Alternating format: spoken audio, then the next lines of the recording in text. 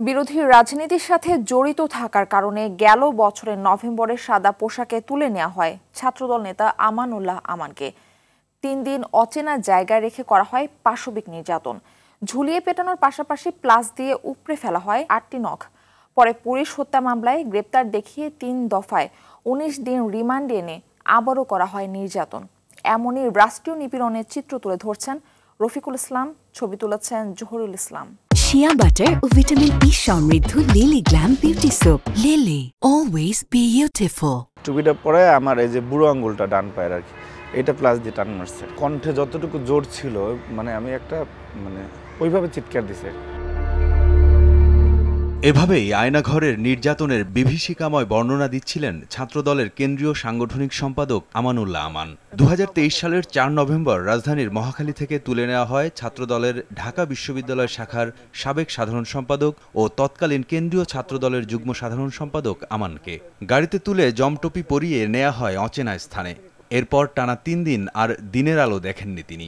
এই ৩ দিনের স্মৃতি শুধুই নিপীড়নের। ৩ দিন যে এখানে রেখেছে এর মধ্যে আমি ২বার সেন্সলেস হয়ে গেছি। ওরা মোট ৮টা নখ আমার ক্ষতিগ্রস্ত করছে, কোমর থেকে পা পর্যন্ত। যে অফিসারের যে স্টাইলে মনে হয় মারলো। একটা ভয়াবহ অবস্থা তৈরি করার জন্য মানুষের মনে ভয় ঢুকানো, টর্চার তো আছে। হাড় গোড়ের একটা খুলি টুলি এরকম রাখা, একটা যাতে কেউ ঢুকালে ওখানে ঢুকেই বলে যে ভাই ভাই আমি সব স্বীকারোক্তি দিয়ে দেবে আর কি। ঝুলানোর পরে যখন টর্চার করতেছিল তো তখন আমি একবার বলছি যে ওই সময় যে পানি খাবো আর কি।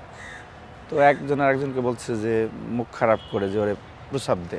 উঠিয়ে নেয়ার ৩ দিন পর ২৮ অক্টোবর নয়াপল্টনে বিএনপির সমাবেশে পুলিশ কনস্টেবল হত্যা মামলায় তাকে গ্রেপ্তার দেখায় counter terrorism and transnational crime unit. পরে ৩ দফায় রিমান্ডে আনা হয়। আপনার কোর্ট থেকে আনার পরের দিন যেদিন নিয়ে আসতো ওই দিন রাত্রে টর্চার করতে পারে, যাতে এই ৫-৬ দিনের ট্রিটমেন্ট করে আবার কোর্টে নিয়ে যেতে পারে।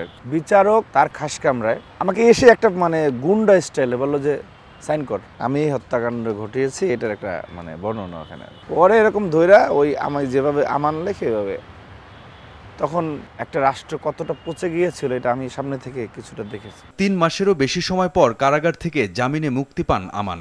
তবে এখনও শরীরে বয়ে বেড়াচ্ছেন নির্যাতনের ক্ষত। এখনও এই কোমর থেকে এই পায়ের পাতা পর্যন্ত অনেক জায়গায় এখনও দাগ আছে। কোমর থেকে এই পর্যন্ত এগুলি কেমন জানি ভিতরে চুলকায় আর কি। ঠিক আছে, আমি এখনও প্রায় রেগুলারলি ডাক্তারের পরামর্শ নিচ্ছি। এই দুঃস্বপ্ন প্রায় তাড়া করে বেড়ায় এবং অনেক সময় রাতে ঘুম ভেঙে যায়। এবং শুধুমাত্র বিরোধী মতের রাজনীতির সাথে জড়িত থাকায় যে পাশবিক নির্যাতনের শিকার হতে হয়েছে এমনটি আর কারোর সাথে হোক তা চান না আমান। রাজনীতিতে বিরোধী মত থাকবে, সেটা যদি আপনি সহ্য করার মতো পরবত সহিষ্ণুতা না থাকে তাহলে তো রাজনীতির বিষয় সৌন্দর্যটা নষ্ট হয়ে যাচ্ছে। আমি ব্যক্তিগতভাবে চাই না যে আমার সাথে যে ঘটনা ঘটছে এটা বিরোধী মতের কারোর সাথে ঘটুক। ছাত্রলীগের যারা আমার উপর হামলা করেছে আমি তাদের উপর দিয়ে এমন কিছু, সেটা আমি চাই না। আইন শৃঙ্খলা বাহিনীর যেসব কর্মকর্তা এই অন্যায়ের সাথে জড়িত তাদের সুষ্ঠু বিচার এবং আয়নাঘর নামক এই অপসংস্কৃতি থেকে দেশ মুক্তি পাবে এমন প্রত্যাশা আমানের। এই আয়নাঘরগুলিকে প্রত্যেকটা আইডেন্টিফাই করে সেটা ধ্বংস করে দেওয়া হোক। এটা দিয়ে আবার ওই যে জাদুঘর করা, স্মৃতি রাখা, এইটার প্রয়োজন আছে বলে আমি মনে করি না। এটা একটা দুঃসহ স্মৃতি। এই ধরনের স্মৃতি কোনো জাতির প্রয়োজন আছে বলে আমার কাছে মনে হয় না। রফিকুল ইসলাম, RTV, ঢাকা।